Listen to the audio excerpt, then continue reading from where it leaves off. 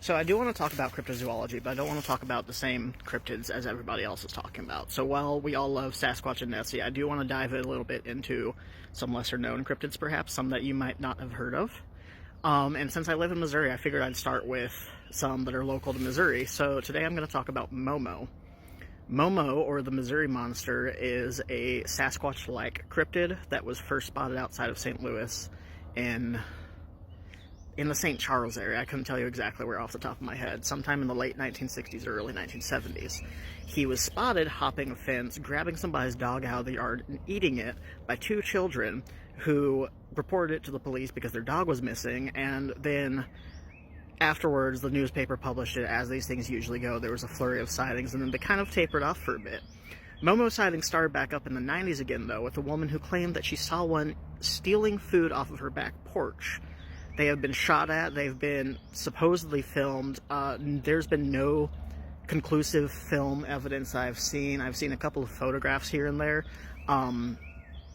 but I haven't seen super convincing evidence of this one. But I just love him because he's Missouri's own little Sasquatch.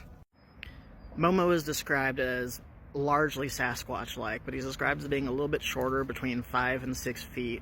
He supposedly has a huge head the size and shape of a pumpkin, glowing red eyes, and multiple rows of teeth like a shark.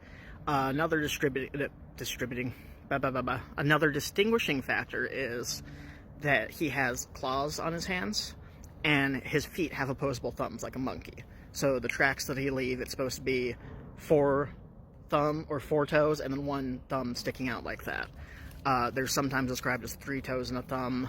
It varies a little bit. People can't figure out what Sasquatch tracks are supposed to look like, so Momo tracks are obviously going to be a little bit diverse.